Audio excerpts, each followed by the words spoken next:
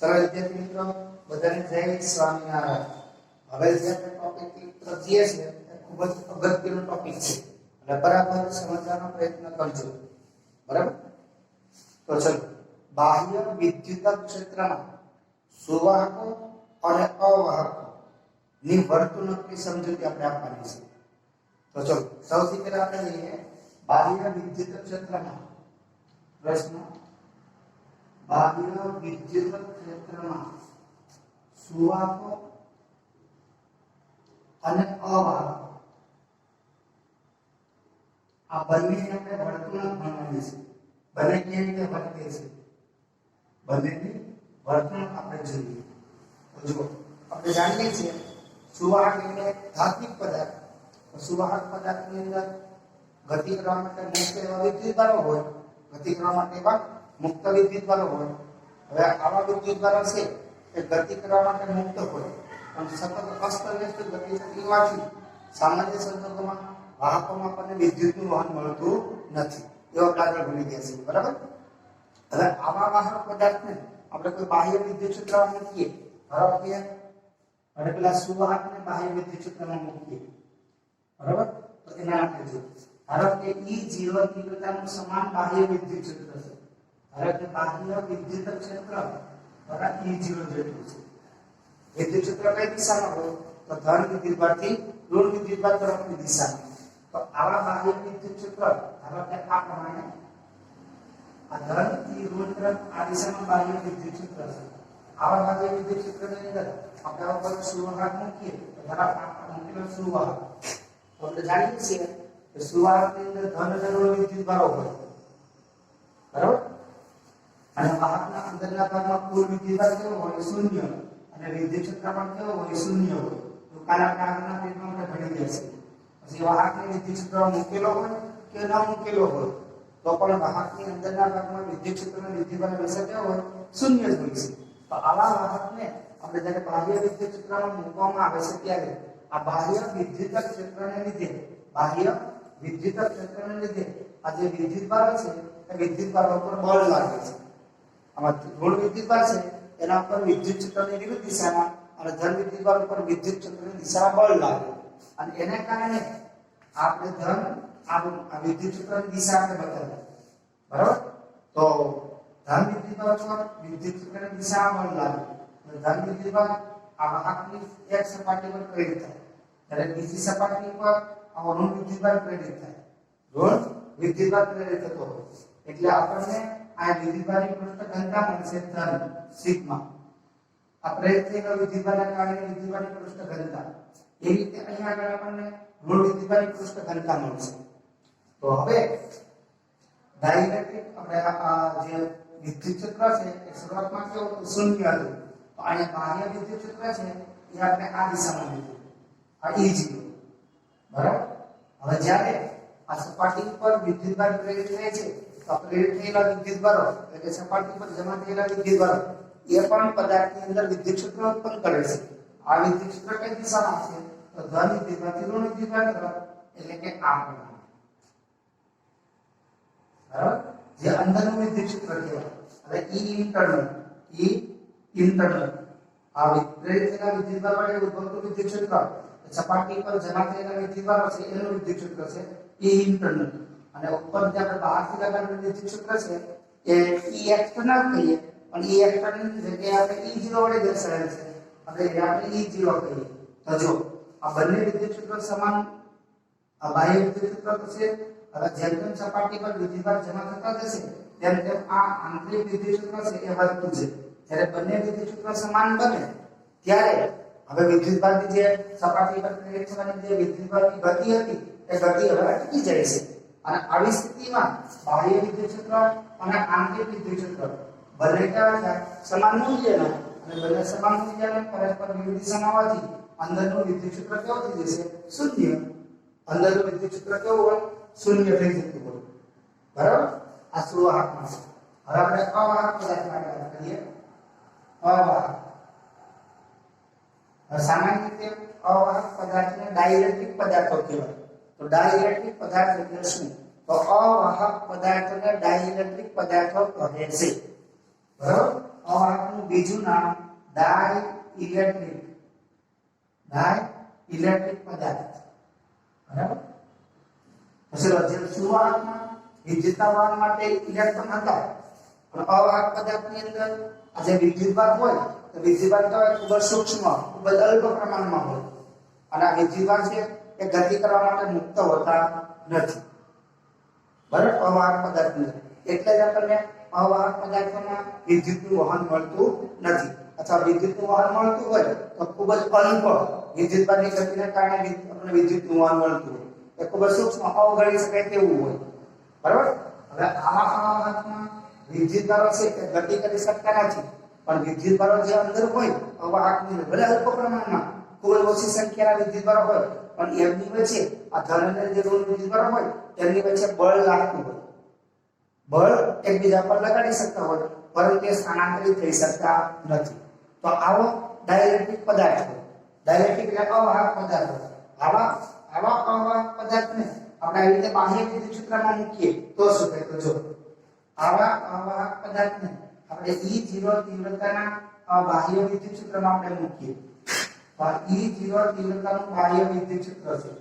વિદ્યુત ક્ષેત્ર ધનથી ઋણ તરફ હોય એટલે આપણે આ ધનથી ઋણની નિશાની કરી છે. બરાબર? હવે આમાં આપણે અવાહક પદાર્થ આપણે મૂકીએ તો આ આપણે મૂકેલો અવાહક પદાર્થ.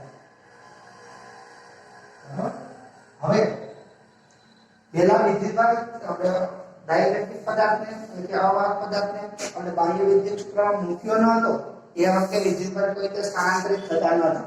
વિદ્યુતભાર એકબીજા પર બળ લગાડતા હતા પણ સ્થાનાંતરિત થતા ન હતા. પણ હવે શું થશે? હવે અવાહક પદાર્થને બાહ્ય વિદ્યુત ક્ષેત્રમાં મૂકીએ એટલે આ બાહ્ય વિદ્યુત ક્ષેત્રની અસરને લીધે બાહ્ય વિદ્યુત ક્ષેત્ર છે, બરાબર, એ બાહ્ય વિદ્યુત ક્ષેત્ર એ વિદ્યુતભારને ઘસડીને સ્થાનાંતરિત કરાવે છે અને સપાટી પર જમા કરે છે. એટલે કે સપાટી પર જમા થયેલા વિદ્યુતભાર આ વિદ્યુતભાર, એ રીતે આ બધે ઋણ વિદ્યુતભાર. એટલે આપણને એક છેડે ધન વિદ્યુતભાર અને બીજે છેડે છે સપાટી ઉપર આપણને ઋણ વિદ્યુતભાર મળતા હોય છે. બરાબર? અહીંયા પણ પૃષ્ઠ ઘનતા મળશે વિદ્યુતભારની, પૃષ્ઠ ઘનતા. તો હવે બાહ્ય વિદ્યુત ક્ષેત્ર છે એ આપણું E0. તો E0 બાહ્ય વિદ્યુત ક્ષેત્ર. હવે સપાટી પર પ્રેરિત થયેલો જે વિદ્યુતભાર છે એના કારણે ઉદ્ભવતું વિદ્યુત ક્ષેત્ર એ આંતરિક વિદ્યુત ક્ષેત્ર. કયો? આંતરિક. એટલે અંદર ઉત્પન્ન થયેલા વિદ્યુતભારને કારણે ઉદ્ભવતું વિદ્યુત ક્ષેત્ર એના આપણે કહીએ E ઇન્ટરનલ. અહીંયા કરજો આ વિદ્યુતભારની અવાહક પદાર્થમાં વિદ્યુતભાર કેવા હતા? ખૂબ જ ઓછી સંખ્યામાં. એટલે સ્થાનાંતરિત થયેલો વિદ્યુતભાર છે એનું મૂલ્ય પણ ખૂબ જ ઓછું હોય. એટલે કે વાહક પદાર્થની અંદર જે સ્થાનાંતરિત વિદ્યુતભાર થતા હતા એટલી વધારે સંખ્યામાં વિદ્યુતભાર આપણને મળશે નહીં. અને એને કારણે અંદર જે વિદ્યુત ક્ષેત્ર ઉત્પન્ન થાય E ઇન્ટરનલ એનું મૂલ્ય ખૂબ જ ઓછું હોય. બરાબર? હવે એના કારણે આ બાહ્ય વિદ્યુત ક્ષેત્ર છે, આ બાહ્ય વિદ્યુત ક્ષેત્ર E0 અને આ અંદર ઉત્પન્ન થયેલું વિદ્યુત ક્ષેત્ર છે E ઇન્ટરનલ. બરાબર? બંને પરસ્પર વિરુદ્ધ દિશામાં હોય પણ E ઇન્ટરનલ છે એનું મૂલ્ય હંમેશા કેવું રહેવાનું? ઓછું જ રહેવાનું. એટલે આ બેનો સરવાળો કરીશું તો હવે ડાઇલેક્ટ્રિક પદાર્થની અંદર પરિણામી વિદ્યુત ક્ષેત્ર જે વાહક પદાર્થની અંદર વિદ્યુત ક્ષેત્ર શૂન્ય થતું હતું એ રીતે શૂન્ય થશે નહીં. વાહકમાં કેમ શૂન્ય થઈ ગયું? તો આંતરિક વિદ્યુત ક્ષેત્ર અને બાહ્ય વિદ્યુત ક્ષેત્ર સમાન મૂલ્યના બન્યા એટલે. હવે અહીંયા આગળ બંને પરસ્પર વિરુદ્ધ દિશામાં છે પણ આંતરિક વિદ્યુત ક્ષેત્ર કેવું હોય? ખૂબ જ ઓછું હોય. બરાબર?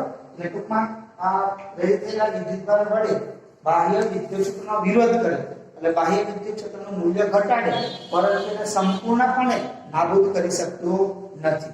સંપૂર્ણપણે નાબૂદ થઈ શકશે નહીં. તો આવી રીતે બાહ્ય વિદ્યુત ક્ષેત્રમાં સુવાહક અને અવાહકોને મૂકીએ તો એમની વર્તણૂક આ પ્રમાણેની હોય છે. બરાબર? હવે અહીંયા આપણે કેટલી અસર નાબૂદ થશે? એટલે કે ડાઇલેક્ટ્રિક પદાર્થમાં, અવાહક પદાર્થમાં આ બાહ્ય વિદ્યુત ક્ષેત્ર કેટલું નાબૂદ થાય એનો આધાર ડાઇલેક્ટ્રિક પદાર્થ છે એના પ્રકાર ઉપર રહેલો હોય છે. બરાબર? તો આ એક વર્તણૂક વિશે વાત કરીએ. હવે આપણે ડાઇલેક્ટ્રિક પદાર્થ કીધું. તો ડાઇલેક્ટ્રિક પદાર્થ છે એમાં બે પ્રકારના અણુઓ હોય છે. એના પછી ડાઇલેક્ટ્રિકને આપણે ધ્રુવીય અને અધ્રુવીય ડાઇલેક્ટ્રિક એમ બે ભાગમાં વહેંચી શકાય. તો જોઈએ આપણે જો ધ્રુવીય અને અધ્રુવીય ડાઇલેક્ટ્રિક પદાર્થ એટલે શું? ધ્રુવીય એને અંગ્રેજીમાં પોલર કહેવાય, અધ્રુવીય એટલે નોન પોલર કહેવાય. ધ્રુવીય અને અધ્રુવીય ડાઇલેક્ટ્રિક. ડાઇલેક્ટ્રિક એટલે શું? અવાહકો. તો ધ્રુવીય અવાહકો અને અધ્રુવીય અવાહકો એટલે શું? એના આપણે સમજૂતી આપણે મેળવીએ. તો ચલો જો પહેલા આપણે લઈએ ધ્રુવીય ડાઇલેક્ટ્રિક. ધ્રુવીય ડાઇલેક્ટ્રિક. ચલો ધ્રુવીય ડાઇલેક્ટ્રિક કોને કહેવાય? તો ધ્રુવીય ડાઇલેક્ટ્રિક પદાર્થ છે એના ઘણા બધા અણુઓ હોય. તો ધ્રુવીય ડાઇલેક્ટ્રિક ના એક અણુ માટે આપણે વાત કરીશું, બરાબર? તો ધ્રુવીય ડાઇલેક્ટ્રિક ધ્રુવીય અણુ કોને કહેવાય? ધ્રુવીય અણુ.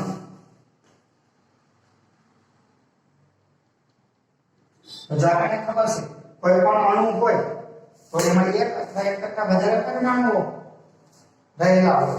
દાખલા તરીકે હાઇડ્રોજન તો બે પરમાણુઓનો સમૂહ છે અણુમાં. પાણી H2O તો ત્રણ પરમાણુ વડે અણુ બને છે. તો અહીંયા આગળ ધ્રુવીય અણુ એટલે શું?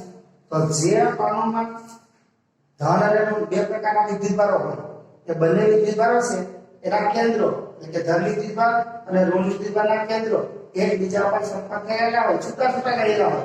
એટલે એક ધન વિદ્યુતભાર હોય એનું કેન્દ્ર અહીંયા હશે, તો બીજો ઋણ વિદ્યુતભાર હોય એનું કેન્દ્ર થોડું દૂર હશે, છૂટું હશે. એટલે કે એક ધન વિદ્યુતભાર એક ઋણ વિદ્યુતભાર એકબીજાથી પરિમિત અંતરે રહેલા હોય તો વિદ્યુત ડાયપોલની રચના થાય, એટલે ડાયપોલ મોમેન્ટ પણ આપણને મળતી હોય છે. તો આવો જે અણુ છે એને ધ્રુવીય અણુ કહેવાય. તો જે અણુના ધરજો જે અણુના પરમાણુઓના એટલે કે ધન વિદ્યુતભાર અને ઋણ વિદ્યુતભાર આ કેન્દ્રો એકબીજા પર સંપર્ક થયેલા ન હોય એવા અણુઓ ને ધ્રુવીય અણુઓ કહે છે, પોલર અણુઓ કહેવાય. અને આ ધ્રુવીય અણુઓ છે એના બે ઉદાહરણ તરીકે લેજો. ધારો કે આ એક અણુ છે, આ અણુમાં ધન વિદ્યુતભાર અને ઋણ વિદ્યુતભારના કેન્દ્રો આવી રીતે છૂટા છૂટા રહેલા હોય. એટલે આ ધન વિદ્યુતભારનું કેન્દ્ર સંપર્ક થયેલું છે, અહીંયા ઋણ વિદ્યુતભારનું કેન્દ્ર સંપર્ક થયેલું છે, એટલે અહીંયા આપણે ડાયપોલ મળે છે. એટલે આપણે ડાયપોલ મોમેન્ટ આપણને મળે, વિદ્યુત ડાયપોલ મોમેન્ટ, બરાબર? વિદ્યુત દ્વિધ્રુવી ચાર્જમાં. તો આવા જે અણુઓ હોય એને આપણે ધ્રુવીય એટલે કે પોલર અણુઓ કહેવાય. ફરી વખત, જે ડાઇલેક્ટ્રિકના અણુઓ ના ધન વિદ્યુતભાર અને ઋણ વિદ્યુતભાર ના કેન્દ્રો એકબીજા પર સંપર્ક થયેલા ન હોય, એકબીજા પર કેન્દ્રિત સંપર્ક થયેલા ન હોય, છૂટા છૂટા આવેલા હોય એવા અણુઓને ધ્રુવીય અણુ કહેવાય. આ ધ્રુવીય અણુઓ ધરાવતા ડાઇલેક્ટ્રિક પદાર્થને ધ્રુવીય ડાઇલેક્ટ્રિક પદાર્થ કહે છે. હવે ઉદાહરણ તરીકે આપણે લઈએ. ઉદાહરણ તરીકે તો hydrochloric acid HCl, hydrochloric acid HCl.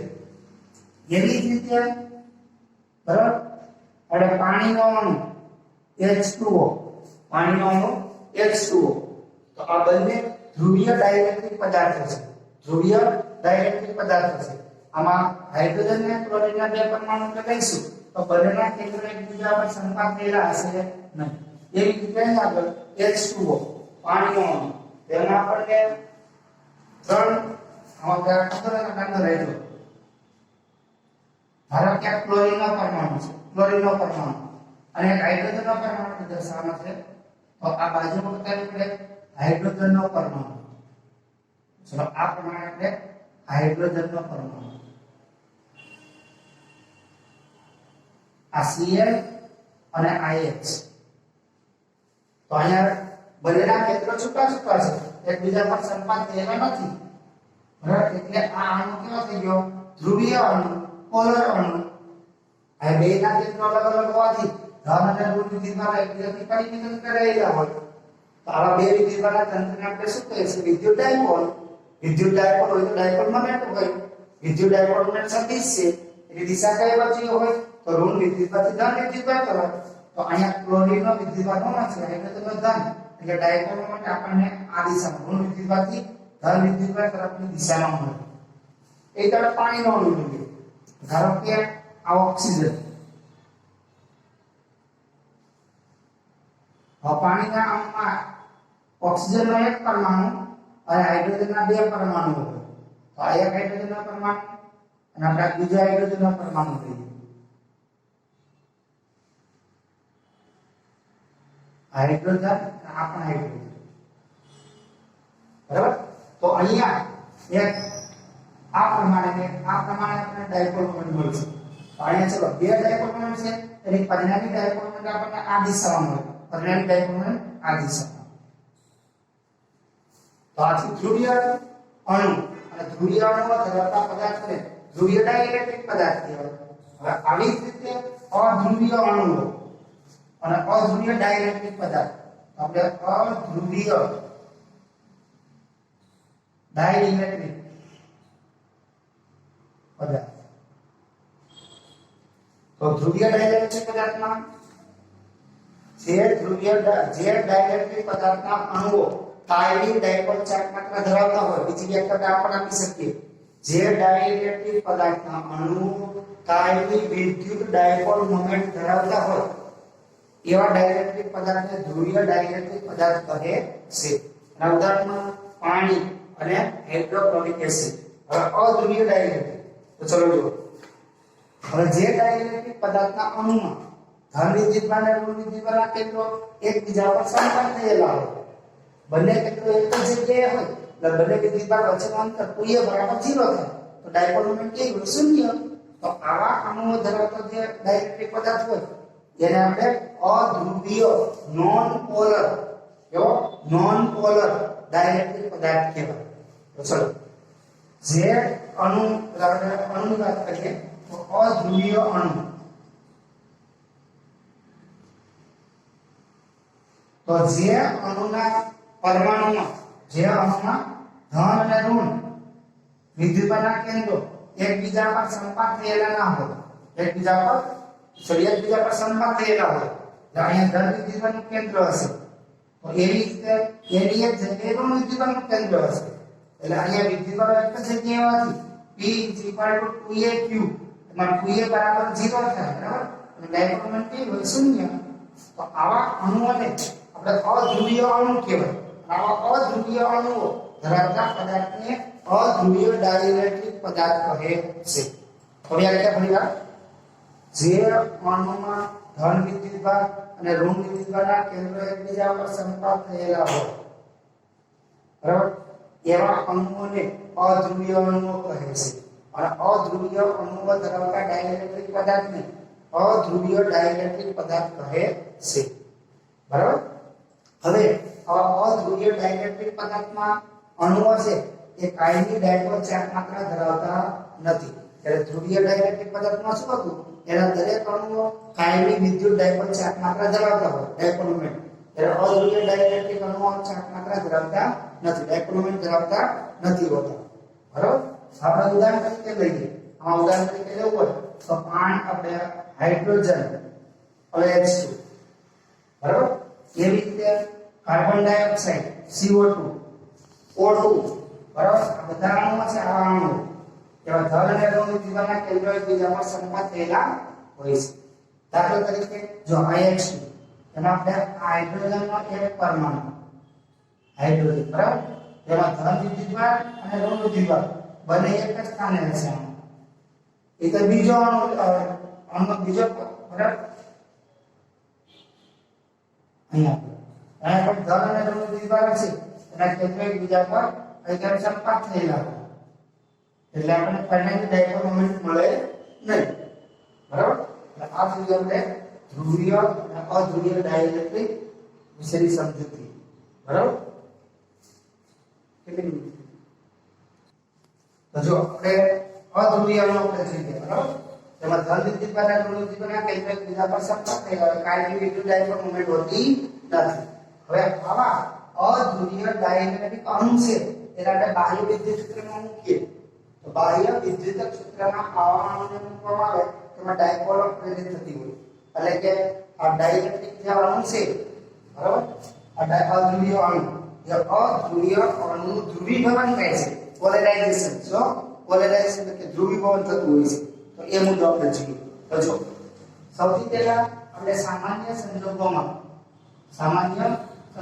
બાહ્ય વિદ્યુત ક્ષેત્ર ના હોય એમાં આપણે એક અધ્રુવીય ડાઇલેક્ટ્રિક પદાર્થ આપણે લઈએ.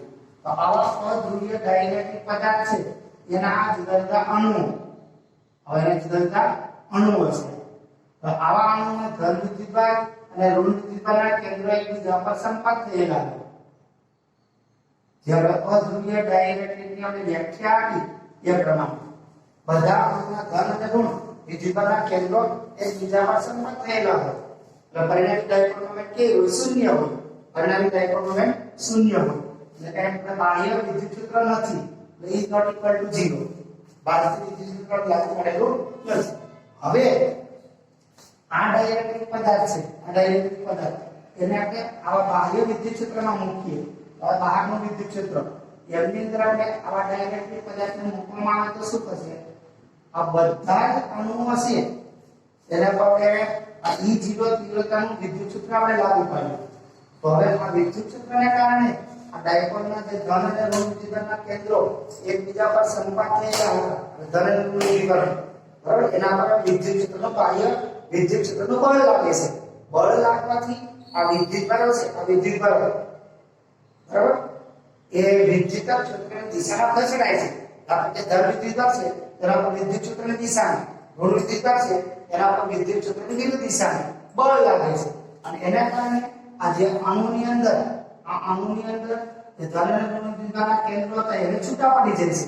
એટલે છૂટા પડીને ધન વિદ્યુતનું કેન્દ્ર અહીંયા આવશે, અને ઋણ વિદ્યુતનું કેન્દ્ર અહીંયા આવશે. તો આવી રીતે બધા જ અણુની આપણે વાત કરીએ. હવે ધન અને ઋણ વિદ્યુતના કેન્દ્રો છૂટા પડી ગયા એટલે હવે ડાયપોલ પ્રેરિત થાય છે. શું? વિદ્યુત ડાયપોલ પ્રેરિત થાય છે. તો એવી રીતે બધા અણુઓમાં છે આપણને આવી રીતે ડાયપોલ આપણને મળશે. આવી રીતે ડાયપોલ આપણને મળતી હોય છે બધા અણુઓમાં. અને આ ડાયપોલો છે લગભગ વિદ્યુત ક્ષેત્રને સમાંતર દોરવા માટે પ્રયત્ન કરતી હોય છે, બરાબર? તો આવી રીતે આ બાહ્ય વિદ્યુત ક્ષેત્ર શૂન્ય ના હોય, બાહ્ય વિદ્યુત ક્ષેત્ર શૂન્ય ના હોય ત્યારે એટલે કે બાહ્ય વિદ્યુત ક્ષેત્રમાં બાહ્ય વિદ્યુત ક્ષેત્ર આપણે ડાઇલેક્ટ્રિકને મૂકીએ તો અહીંયા ધન અને ઋણ વિદ્યુતના કેન્દ્રો છૂટા પડી અને વિદ્યુત ડાયપોલ નિરચના થાય છે, ડાયપોલ પ્રેરિત થાય છે. એટલે કે આ અણુઓ છે, આ અણુઓ બરાબર, એ અણુઓનું ધ્રુવીભવન થયું કહેવાય. તો આપણે એક જ અણુ લઈએ તો એ અણુનું ધ્રુવીભવન, ડાઇલેક્ટ્રિક પદાર્થ લઈએ તો ડાઇલેક્ટ્રિક પદાર્થનું ધ્રુવીભવન થયું કહેવાય. જો એક અણુ મૂકીએ તો અણુનું ધ્રુવીભવન શેના કારણે થયું? તો બાહ્ય વિદ્યુત ક્ષેત્રને કારણે. એટલે આપણે કહેવાય સમાન બાહ્ય વિદ્યુત ક્ષેત્રને બાહ્ય વિદ્યુત ક્ષેત્રમાં અધ્રુવીય અણુને મૂકતા એ અણુનું ધ્રુવીભવન થાય છે. ધ્રુવીભવન એટલે વિદ્યુત ડાયપોલ પ્રેરિત થવી, બરાબર? હવે અહીંયા આગળ આ અણુનું કેટલું ધ્રુવીભવન થશે, અણુનું કેટલું ધ્રુવીભવન થશે એનો આધાર અને બાહ્ય જે વિદ્યુત ક્ષેત્ર આપણે લગાડેલું છે એ બાહ્ય વિદ્યુત ક્ષેત્ર અને હવે અંદર અહીં ડાયપોલ પ્રેરિત થઈ તો ડાયપોલને કારણે પણ વિદ્યુત ક્ષેત્ર ઉત્પન્ન થતું હોય એ પણ ધનથી ઋણ તરફ હોય. એટલે બાહ્ય અને આંતરિક આ બે પરિબળો છે. શું? આ બંને પરિબળો એ બંને પરિબળોની એકબીજાની સાપેક્ષે તીવ્રતા હોય, એનું પ્રમાણ હોય, એના પરથી આપણે ડાઇલેક્ટ્રિક પદાર્થનું ધ્રુવીભવન કેટલું થશે એ આપણે જાણી શકીએ, બરાબર? તો આ છે આપણે સમાન વિદ્યુત ક્ષેત્રમાં અધ્રુવીય અણુને મૂકતા અણુનું ધ્રુવીભવન, ડાઇલેક્ટ્રિક પદાર્થ મૂકેલો હોય તો ડાઇલેક્ટ્રિક પદાર્થનું ધ્રુવીભવન. હવે પછી આપણે સમાન વિદ્યુત ક્ષેત્રમાં ધ્રુવીય અણુ મૂકીશું. આ અધ્રુવીય અણુ હતો. શું? હવે ધ્રુવીય અણુ મૂકીશું અને એનું પોલેરાઇઝેશન આપણે જોઈશું.